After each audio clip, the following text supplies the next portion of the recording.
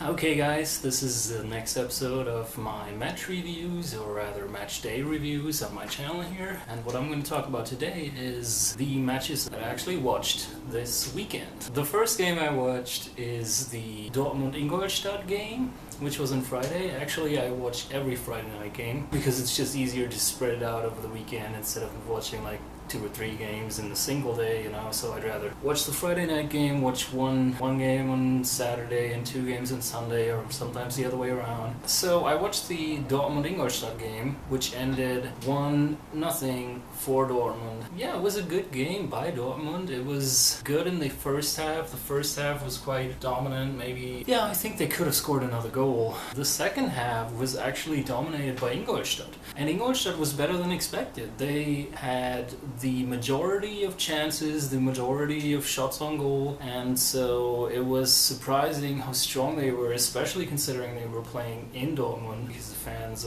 just make a great atmosphere. Yeah, it was surprising how good Ingolstadt actually played, and in the end Dortmund managed to bring the lead home and take the 3 points with them, which is going to be good for them, especially considering Leipzig lost 3-0 against Bremen this week. Dortmund was able to cut off 3 points to the next one in the table, which is Leipzig in second place. The second game I watched is actually this Leipzig-Bremen game. RB Leipzig was visiting Bremen and lost in Bremen 3-0.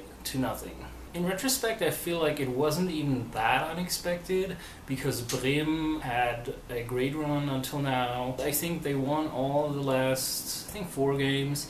And Leipzig actually lost the last 2 games at least, maybe even more. So it wasn't that unexpected that Bremen actually won, but the way they won was rather unexpected. 3-0, which is a pretty clear win. I don't think many people actually thought that that was what was going to happen. And in the first half, Leipzig was actually pretty good. They had a number of good chances, and Timo Werner and Emil Forsberg, they just weren't able to capitalize on those chances, even though they had, I want to say like 2 or 3 in the first half, actually.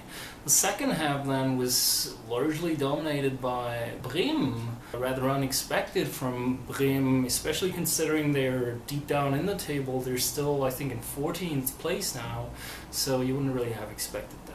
It was a good game and surprisingly well played by Werder Bremen, and RB Leipzig rather disappointing. The third game I want to talk about is Mainz was hosting Schalke, and as you guys know by now, I'm a Schalke supporter, so I watch the Schalke games almost every weekend unless I'm busy. Otherwise, I try to watch every game they play. Schalke was able to win 1-0 in Mainz and bring home 3 points there. Serdar Kolasinac scored the 1-0 after a nice 1-2 with Guido Burgstaller. Mainz didn't really manage to build up a lot of pressure and to create any meaningful chances and destabilize the defense of Schalke. So Schalke defended well, played down the time until the 90 minutes had passed, and take home the 3 points. And the last game I want to talk about is Mönchengladbach versus Bayern Munich, which is the last game I just finished watching. A good game by both teams, actually. Bayern won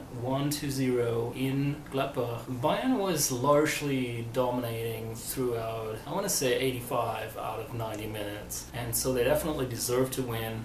The goal was scored by Thomas Müller after a beautiful assist by Thiago. Up to that point, Bayern wasn't really as dangerous as you were usually used by them, and so I think it was kind of like the opener of their dominant play that they scored the 1-0, because afterwards, whenever they increased the speed of their passes and basically just increased the speed overall, they could often create dangerous chances, play 1-2s and get into Gladbach's box. Had numerous other opportunities throughout the second half to score, which they didn't really capitalize on. But Lewandowski wasn't able to score. He was eager to score. You could just tell by the way he was playing. So were Arjen Robben and Franck Ribéry, who both didn't score either. Both Ribéry and Robben were, well, I want to say pissed off when they got taken out of the game. They played really well, so I understand their frustration here. It was a dominant display, and so I think it was definitely deserved that they won and took 3 points home, and we'll see what's going to happen in the Champions League game against Real Madrid, which is coming up on 14th of April.